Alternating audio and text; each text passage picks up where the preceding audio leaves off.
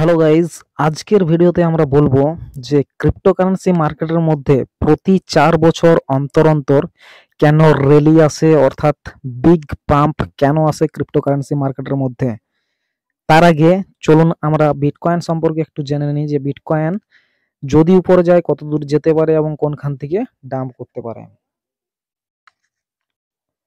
তো গাইজ, কিছুদিন যাবত আমরা দেখছি চার্ট অনুযায়ী যদি দেখি তাহলে বিটকয়েন কিন্তু সিএমই গ্যাপ অনুযায়ী কাজ করে চলেছে।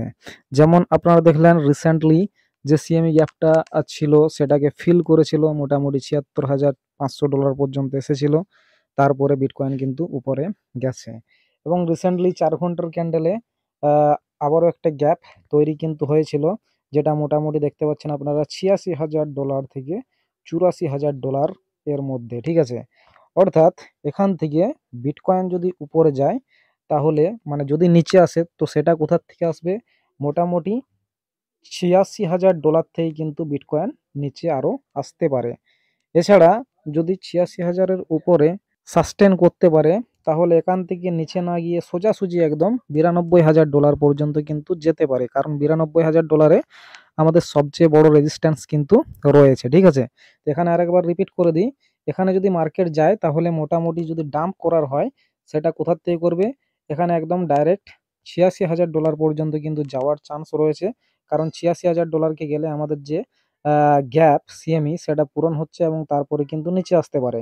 অথবা ৮৬,০০০-এ যদি ৮৬,০০০ থেকে নিচে না আসে, মানে এখানে যদি হোল্ড করে যায় তাহলে বিটকয়েন $৯২,০০০ পর্যন্ত কিন্তু যেতে পারে, কারণ $৯২,০০০ বললাম যে ইম্পর্টেন্ট রেজিস্ট্যান্স রয়েছে। ঠিক আছে, চলুন এবারে আমরা জেনে নেব যে বিটকয়েন বা পুরো ক্রিপ্টোকারেন্সি মার্কেটের মধ্যে কেন প্রতি 4 বছর অন্তর অন্তর বিগ র্যালি আসে।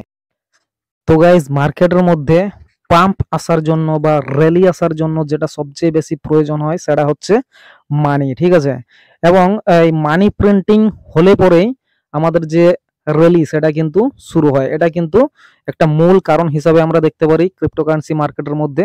যখনই মানি প্রিন্টিং হয়, ঠিক আছে, ইউএস এর মধ্যে, আমেরিকার মধ্যে, তো তারপরেই কিন্তু ক্রিপ্টোকারেন্সি মার্কেটের মধ্যে বা যে কোনো ফিনান্সিয়াল মার্কেটের মধ্যে কিন্তু একটা র্যালি কিন্তু আসে। এবং আমরা জানি যে বিটকয়েনের যিনি নির্মাতা তিনি বিটকয়েনের মধ্যে একটা সিস্টেম করে দিয়ে গেছেন, যেটা হচ্ছে হালভিং এর সিস্টেম। ঠিক আছে, অর্থাৎ বিটকয়েনের যে টোটাল সাপ্লাই আপনারা জানেন মোটামুটি $21 মিলিয়ন বিটকয়েনের টোটাল সাপ্লাই রয়েছে, যার মধ্যে কিন্তু প্রতি 4 বছর অন্তর অন্তর কি হয় আপনারা জানেন যে হালভিং হয়। ঠিক আছে, এবং হালভিং এর পরেই কিন্তু আমাদের বুল রান আসে বা মার্কেটের মধ্যে র্যালি আসে। এবং হালভিং এর পরে মানি প্রিন্টিং কিন্তু হয়, এবং মানি প্রিন্টিং যেহেতু হয় সেহেতু আমাদের যে হালভিং সেটাকে কিভাবে সেট করেছে দেখুন, একদম পুরো চতুরতার সহিত হালভিং এর যে ইয়ার সেটাকে সেট করা হয়েছে। কোন সময় সেট করা হয়েছে না, আমেরিকার যখনই মানে প্রতি 4 বছর অন্তর অন্তর প্রেসিডেন্ট পরিবর্তন হয়। ঠিক আছে, তো মানে ভোট হয় আর কি, প্রতি 4 বছর অন্তর অন্তর আমেরিকাতে ভোট হয় এবং ঠিক ওই ইয়ারেই কিন্তু হালভিং ইয়ার সেট করা হয়েছে। এবং আপনারা জানেন যে ভোট হওয়ার পর যখন নতুন গভর্নমেন্ট তৈরি হয় আমেরিকার মধ্যে এবং সেই গভর্নমেন্ট আসে এবং তারা কিন্তু দাবি করে যে আমরা নানা রকম কাজ করব, যার জন্য কিন্তু আমাদের টাকার প্রয়োজন। এবং সেই জিনিসটা বলার পর সেখানে কিন্তু তাদের যে রয়েছে, ঠিক আছে, পার্লামেন্ট, সেখানে কিন্তু কি হয়, বিল পাস হয় এবং মানি প্রিন্টিং হয়। এবারে কতটা কি কাজ করে সেটা পরের ব্যাপার, কিন্তু যখনই এই মানি প্রিন্টিং হয় তারপরেই কিন্তু মার্কেটের মধ্যে অনেকটা মানি কিন্তু ফ্লো হয়, যার ফলে মার্কেট কিন্তু পাম্প করতে থাকে। অর্থাৎ দেখুন এখানে কিভাবে সেট করা হয়েছে, যে বছরে প্রেসিডেন্ট মানে ভোট হয় ইউএসএতে সেই বছরেই কিন্তু হালভিং ইয়ারটা রাখা হয়েছে।